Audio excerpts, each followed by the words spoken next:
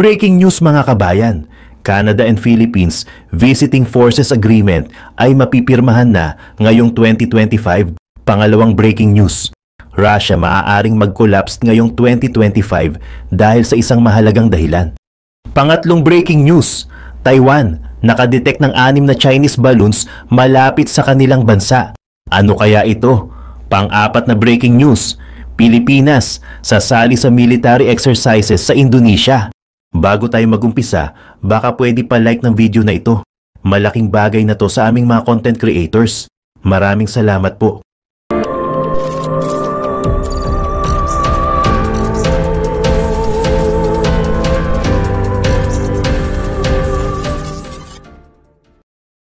Ang Fleet Marine Ready Force o FMRF noong Lunes ay nag-anunsyo na nagsagawa daw ng isang send-off ceremony ang Philippine Navy para sa naval contingent na magpa-participate sa upcoming 5th Multilateral Naval Exercise Komodo ngayong taon sa Bali, Indonesia. Ito ay gaganapin mula February 16 hanggang February 22. Ayon sa pahayag ni FMRF spokesperson Lieutenant Oscar Ronaldo Mendoza, ang send-off ceremony ay naganap noong February 8 sa Naval Operating Base sa Subic Bay sa Zambales. Ang contingent na tinatawag na Naval Task Group 84 ay binubuo ng 175 personnel mula sa iba't ibang unit ng Philippine Navy at kasama din dito ang offshore patrol vessel na BRP Ramon Alcaraz.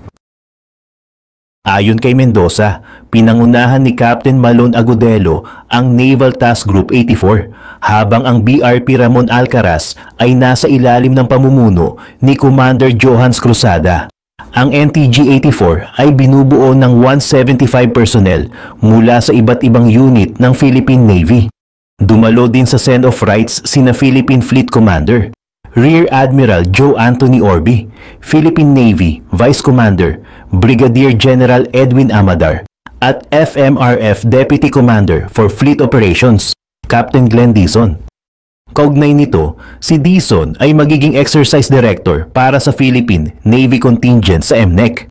Ang MNEC 2025 ay magpi-feature ng iba't ibang activities na nahahati sa tatlo. Una ang Fleet Activity, pangalawa ang Maritime Hospitality, at pangatlo ay ang Community Relations. Ang Fleet Activity ay may kasamang International Fleet Review, Subject Matter Expertise Exchange at Seaface. Ang Maritime Hospitality naman ay kinabibilangan ng International Maritime Security Symposium at bilateral meetings. Habang ang Community Relations ay may kasamang Medical Civic Action Program, Baby Turtle Release, Coral Planting at Taekwondo Tournament. Ang MNEC ay isang biennial multilateral naval exercise na nilalahukan ng 31 navies. Layunin nitong ma-enhance ang kooperasyon sa pagitan ng mga participants upang magkaroon ng common understanding sa humanitarian assistance at disaster response operations. Sa iba pang anggulo ng mga balita, ayon sa Canadian Embassy sa Maynila, ang Pilipinas at Canada ay nagbabalak na i-conclude ang mga negosasyon para sa isang Visiting Forces Agreement ngayong taon. Sa isang pahayag noong Lunes, sinabi ng embahada na ang final step ay isinasagawa na upang kumpletuhin ang status of Visiting Forces Agreement sa pagitan ng dalawang bansa at inaasahang mararatify ito bago magtapos ang 2025. Sa mga nakaraang taon, tumaas ang mga defense engagement at mga training opportunities sa pagitan ng dalawang bansa. Bunga ng Memorandum of Understanding on Defense Cooperation Memorandum na nilagdaan noong Enero ng 2024. Bukod pa sa status of Visiting Forces Agreement, sinabi ni Defense Secretary Gilberto Teodoro Jr. na ang Maynila ay nakikipagtulungan din upang mapirmahan ang katulad ng mga kasunduan sa New Zealand, France at sa iba pang mga European countries. Samantala, sa iba pang mga balita, ayon sa pahayag ng Ministry of Defense ng Taiwan noong Biyernes, na-detect daw nila ang 6 na Chinese balloon malapit sa isla habang patuloy na pinapalakas ng Beijing ang military pressure upang mapush ang kanilang sovereignty claims. Ayon sa pahayag ng Taiwanese Ministry, sa kanilang daily tally ng mga Chinese military activity sa paligid ng isla, ang 6 na balon daw ay nakita sa loob ng 24 hours hanggang 6 a.m. noong Biyernes. Kasama ng mga balon, na-detect din ang 9 na Chinese military aircraft, 6 na warships, at 2 official ships sa parehong araw at oras malapit sa Taiwan. Regular na nakikita ang mga Chinese balloons sa mga katubigan malapit sa Taiwan. Ngunit ang bilang na ito noong Biyernes ay isa sa pinakamataas na naitala ayon sa isang AFP tally of the military data. Sa iba pang mga balita, ayon sa isang eksperto, maaaring ganap na mag-collapse ang ekonomiya ng Russia ngayong taon. Gawa ng ang mga vital oil supplies at mga exports ay natatamaan ng mga sanctions at drone strikes. Alam ng marami na target ng Ukraine ang mga oil refineries ng Russia sa kanilang mga pag-atake, isang hakbang na nagpapahirap sa ekonomiya ngayon ng Russia. Kabilang din dito ang mga Western sanctions sa mga oil exports na isa sa most important resource ng bansa. Nagdulot ito ng pangamba hinggil sa hinaharap ng ekonomiya. Samantala, ayon kay Philip Ingram, ang oil revenue ng Russia ang isang bagay na nagpapanatili sa kanila sa pakikipaglaban laban sa Ukraine. Ayon sa pahayag niya sa Times Radio, makakaapekto ito sa agrikultura ng Russia, ngunit ang mas maapektuhan ay ang ekonomiya ng Russia sa paraang makararanas sila ng mga totoong difficulties sa pagpapatuloy ng digmaan laban sa Ukraine. Magiging mahirap ang taon na ito para sa ekonomiya ng Russia at maaari nating makita ang ganap na pagkasira ng ekonomiya ng Russia. Idinagdag pa niya na ang mga pag-atake ng Ukraine sa mga oil refinery ng Russia ay makakaapekto hindi lamang sa mga storage nito, kundi maging sa buong oil supply chain.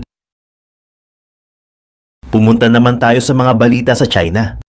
Ayon sa mga sources sa Department of Defense, ang digmaan laban sa China ay inevitable at malamang mangyari within 18 to 24 months mula July 2023. Kahit magiging magastos ang digmaan, may isang hindi maikakaila na katotohanan takot ang China sa US Navy.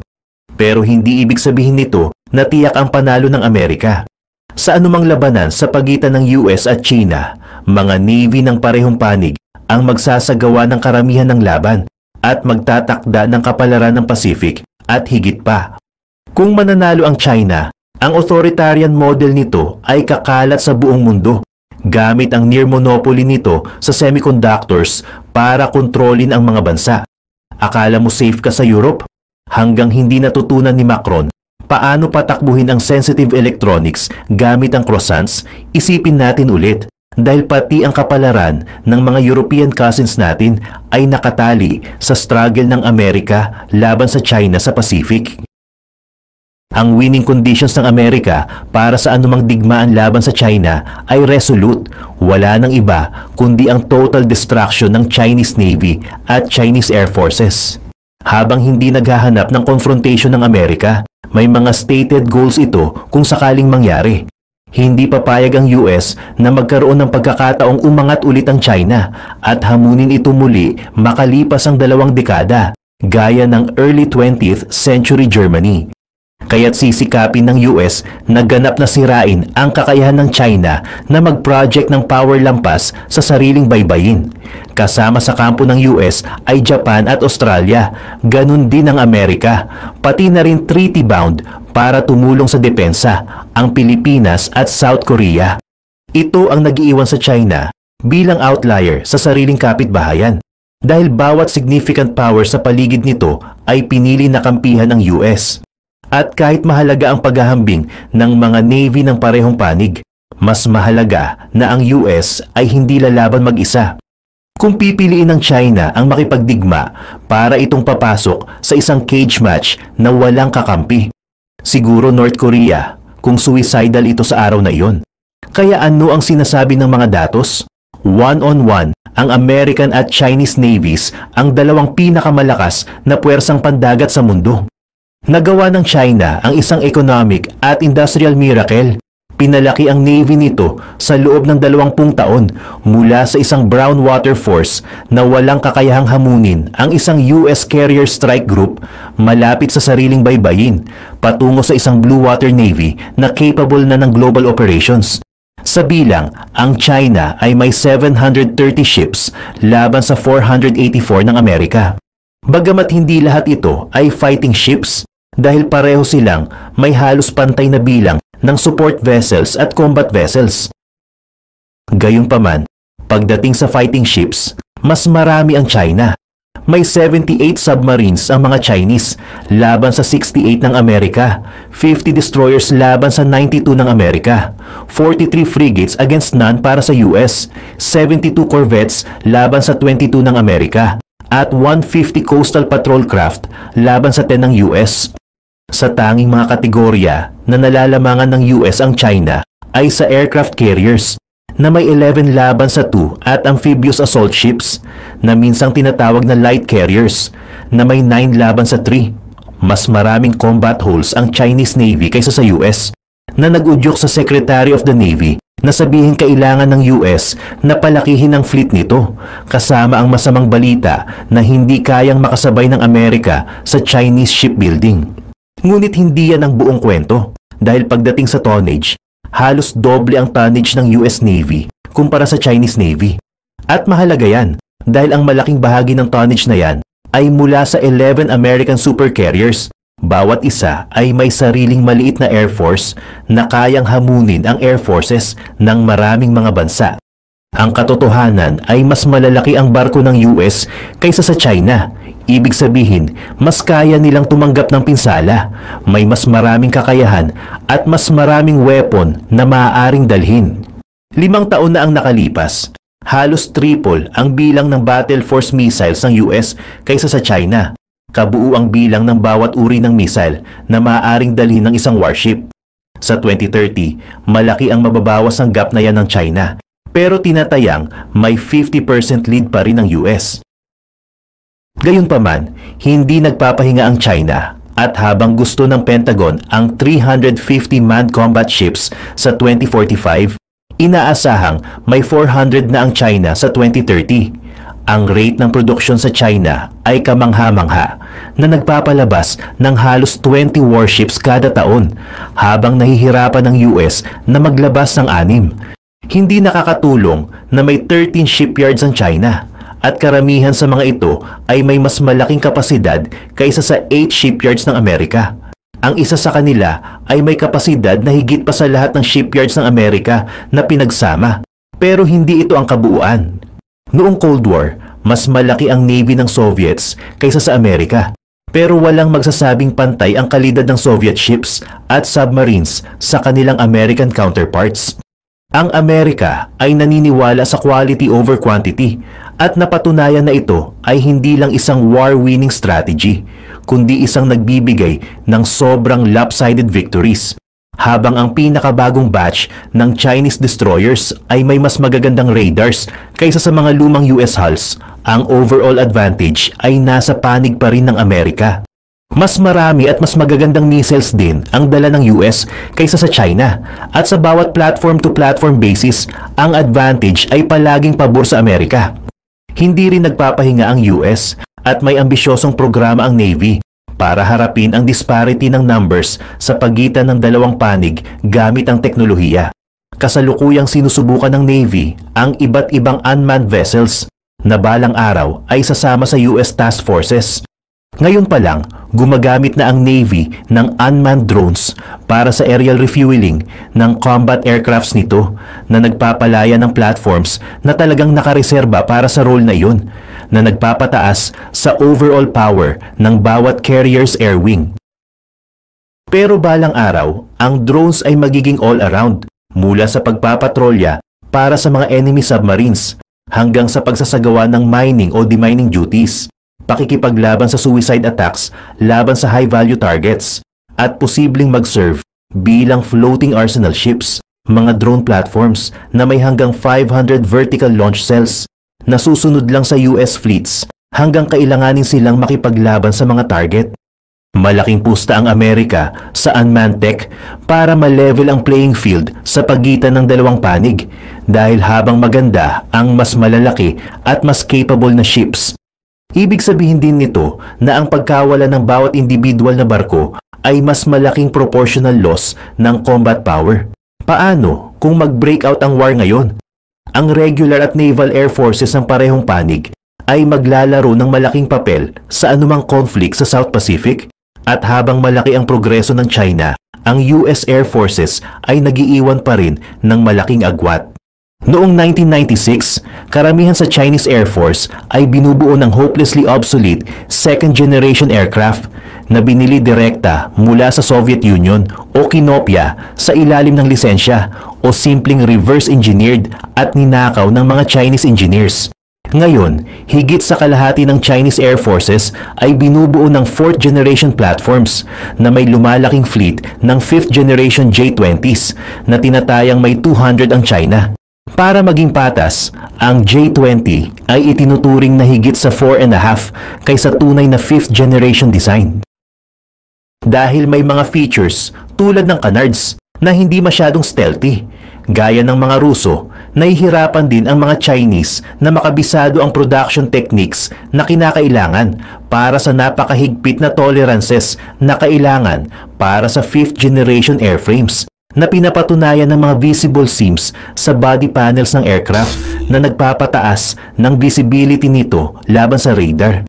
Ang materials technology ay naiiwan din sa likod ng US at ng West sa kabuuan, pati na rin ang development ng advanced avionics at iba pang sensors.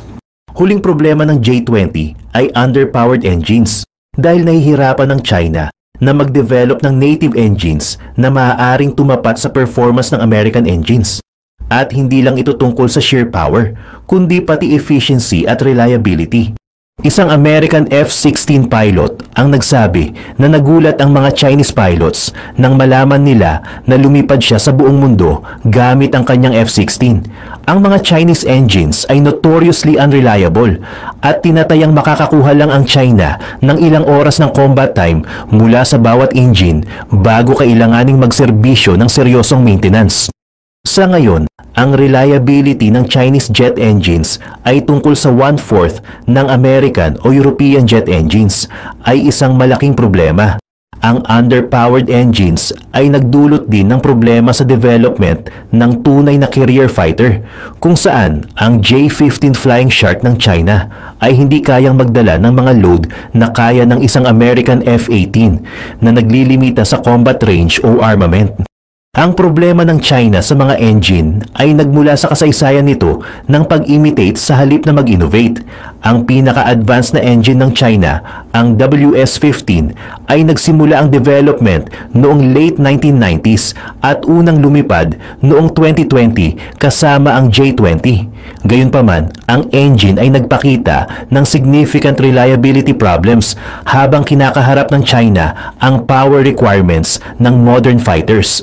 At ito'y isang problemang sinusubukang lutasin ng China sa pamamagitan ng pagbuo ng mga relasyon sa mga foreign manufacturers at universities habang sinusubukang i-improve ang human capital nito sa pamamagitan ng pagpapadala ng mga estudyante at trainees abroad.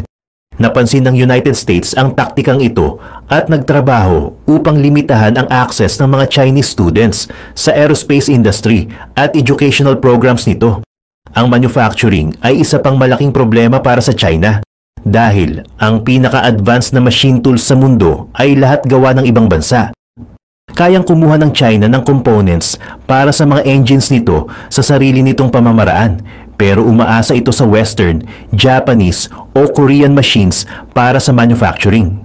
Ang mga Chinese aerospace firms ay napipilitang mag-import ng machine tools mula sa German, Japanese, Italian at South Korean firms at ito ay nagdudulot ng critical risk sa China.